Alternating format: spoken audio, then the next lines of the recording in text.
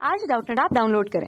Doubtnut पर अपने सभी गणित, रसायन विज्ञान, भौतिक विज्ञान और जीव विज्ञान के डाउट्स का करो सफाया।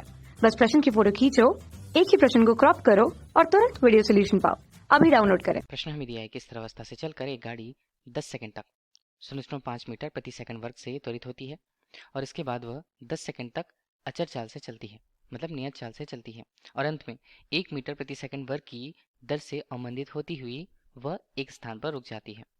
तब हमें इस प्रश्न में पहली स्थिति पर इस गति का चाल समय ग्राफ हमें बनाना है। दूसरा, इस ग्राफ की सहायता से हमें कुल चली गई दूरी, पहले 20 सेकंडों के दौरान औसत चाल, और तीसरा, गाड़ी की अधिकतम चाल हमें ज्ञात करनी है इस प्रश्न में। तो जैसे जैसे प्रश्न में दिया हुआ है वो हम देखते हैं। सबसे पहले तो गाड़ी की बात की गई है, वो स्थिर अवस्था से चलना प्रारंभ करती है। तो स्थिर अवस्था मतलब हम उसे क्या कहें, उसका वेग, प्रारंभिक वेग क्या होगा, u बराबर 0 होगा। ठीक है, तब स्थिर अवस्था से चलकर एक गाड़ी 10 सेकंड तक, मतलब समय का मान कितना, समय का मान t1 से वो 0 सेकंड से प्रारंभ होकर के कितना t2, मतलब वह समय कितना है, वो 10 सेकंड तक, 10 सेकंड तक कितना दर से त्वरित होती है, मतलब त्वरण का मान हमें दिया हुआ है a बराबर कितना, ये होगा मीटर प्रति सेकंड वर्ग के रूप में। इतना तो हमें मिला। जब बोला गया है कि इसके उपरांत 10 सेकंड तक वो अचर चाल से चलती है, तो पहली स्थिति पर हमें वेग चाहिए। वेग चाहिए होगा कि वो 0 से 10 सेकंड तक कितने वेग वहां से चलती है। ठीक है, तो u प्रारंभिक वेग तो उसका 0 मीटर प्रति सेकंड हमें मिल गया है। अब हम उसके लिए उसके वेगों को देखें तो हमें गति का प्रथम समीकरण उपयोग करना होगा।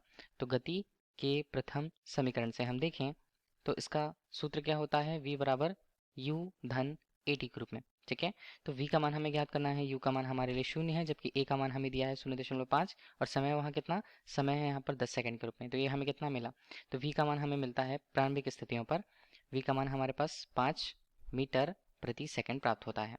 ठीक है, अब जैसा बोला जा रहा है कि इसके उपरांत वह 10 सेकंड तक, तो पहला हमने जो ले लिया वो तो पहली स्थिति थी।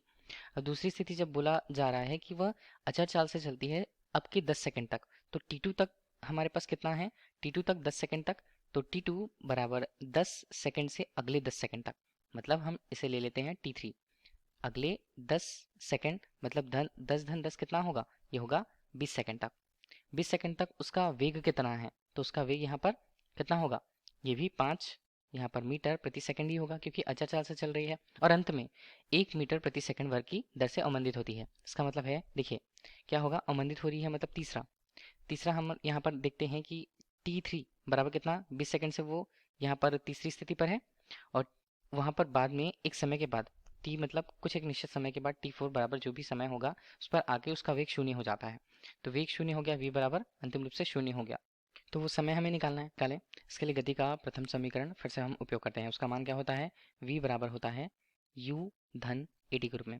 तो यहाँ पर अवमंदन हो रहा है, कितना बोल रहा है वो, अवमंदन a का मान हमें दिया हुआ है ऋणात्मक रूप से 1 यहाँ पर मीटर पर सेकंड वर्ग के रूप में। ठीक है, तो v का मान क्या होगा, v का मान तो अंतिम रूप से 0 हो जाने वाला है। u इस स्थिति पर प्रारंभिक कितना है, वो था 5, और धन a की बात करें तो वो ऋणात्मक रूप से 1, और समय के लिए t का मान हमें ज्ञात करना है। तो इसका मान होगा क्या, यहाँ पर हम देखिए तो 0 ऋण 5 के रूप में आता है, और मान यहाँ पर भी ऋण t के रूप में है, तो t का मान हमारे पास कितना आएगा, t का मान यहाँ पर हमारे पास आता है 5 सेकंड के रूप में। ठीक है, तो ये 5 सेकंड हमें मिल गया समय का मान तीसरी स्थिति पर। अब इसी से ही हमें क्या करना है, जो प्रश्न में पहली स्थिति बोली गई है कि हमें चाल समय ग्राफ लिखना है। जैसे हमें चाल समय ग्राफ लिखना है तो हमें समय वेग को y अक्ष पर और समय को x अक्ष पर बना दिया है। ठीक है, अब यहाँ पर हम देखें तो मान हमारे पास पहले पद में कितना होता है, वेग का मान, यहाँ पर वेग का मान 5 मीटर प्रति सेकंड है, और पहला कब तक चलता है, 0 से 10 सेकंड तक। तो 0 से 10 सेकंड के समय तक 5 वेग उसका रहता है, तो वो 0 से 5 सेकंड पास होगा। तो उसके लिए हमने बिंदु लिया और बिंदु को ए नाम दिया, तो इस बिंदु के लाइन को हम खींच देते हैं। तो ये हमें मिला इतना, इतना ग्राफ हमें पहले मिला। अब ए से बोला जा रहा है कि शुरू के 10 सेकंड तो उसने ले लिए, अब अगले 10 सेकंड तक वो उसी नियत चाल से चलता है, मतलब 5 मीटर प्रति सेकंड से चलता है। तो हम हमारे पास 20 के लिए वो दूरियां कितनी होंगी, ये तक। तो इसे हम कैपिटल बी के रूप में प्रस्तुत करते हैं, और इसे हम एक साथ ले लेते हैं, और ये बिंदु हमें मिल गया बी। ठीक है, तो ये हमें मिला इस तरह से।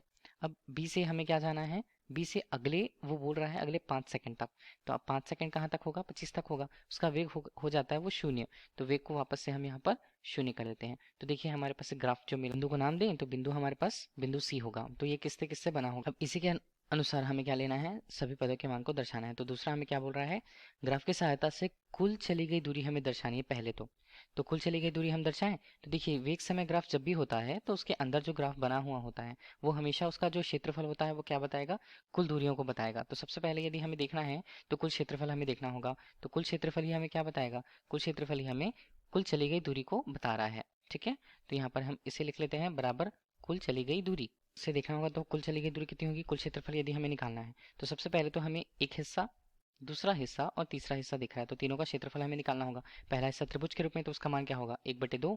आधार की बात करते हैं तो आधार यहाँ पर 10 होगा और ऊंचाई की बात करते हैं तो ऊंचाई वहाँ पर 5 होगा। ठीक है, उसी तरह दूसरा हम बात करते हैं चतुर्भुज के लिए, दूसरे क्षेत्र को, तो हमारे पास चतुर्भुज होगा तो उसके लिए आधार कितना, मतलब यदि हमने लंबाई और चौड़ाई ले ली है तो चौड़ाई का मान यहाँ पर 10 से 20 के बीच में 10 होता है और ऊंचाई की बात की जाए तो वो 5 होगा। इसी तरह तीसरा और अंतिम 20 से 25 के बीच में तो उसका आधार यहाँ पर 1/2, आधार होता है 5 और ऊंचाई कितनी होती है, ऊंचाई भी 5 होती है। तो इस तरह से इसके मान कितने बने हमें, ये मान हमें बनता है 25, दूसरा मान हमारे पास बनता है 50 और तीसरा मान हमारे पास 5 और 25/2 के रूप में इसका मान 12.5 हमने ले लिया। गई दूरी यहाँ पर कितनी होगी, यहाँ पर इसका मान होगा 87.5। किसमें, यहाँ पर कुल चली गई दूरी है तो इसका मान होगा मीटर पर। ठीक है, तो कुल क्षेत्रफल या कुल चली गई दूरी का मान बराबर है, ये हमसे पूछा जा रहा था तो उसका मान होगा 87.5 मीटर। दूसरा हमसे क्या पूछा जा रहा है, पहले 20 सेकेंडों के दौरान औसत चाल कितना होगा।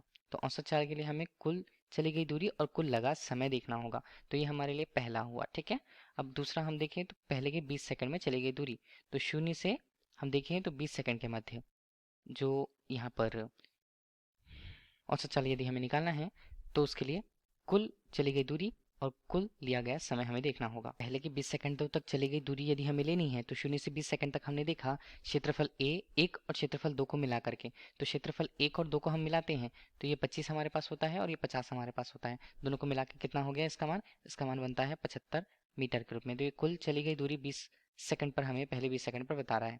इस तरह कुल लिया गया समय कितना होगा, वो भी 20 सेकंड ही होगा। तो इस तरह हमने इसे हल किया तो हमें औसत चाल का मान चलिए v के रूप में ही हम उसे प्रस्तुत करते हैं।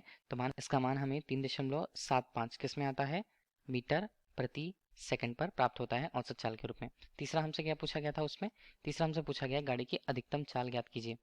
ग्राफ से हम देख लेते हैं वेग और समय के मध्य बना है तो वेग के उस अधिकतम मान को हमें बताना होगा। तो वेग का अधिकतम मान क्या होगा, ए से बी के बीच में बिंदु ए पर या बी पर, तो उसका मान है 5 मीटर प्रति सेकंड। तो तीसरे के लिए हमारे उत्तर क्या होंगे, गाड़ी का अधिकतम चाल यहाँ पर वी मैक्स के रूप में हम उसे लिखें तो ये वी मैक्स के रूप में इसका मान होगा 5 मीटर प्रति सेकंड के रूप में। ये इस प्रश्न का उत्तर है। धन्यवाद। कक्षा 6 से 12वीं से लेकर नीट, IIT, JEE वो एडवांस के लेवल तक 1 करोड़ से ज्यादा छात्रों का भरोसा। आज ही डाउनलोड करें डाउटनेट ऐप या व्हाट्सएप करें अपने सारे डाउट्स 8400 400 400 पर।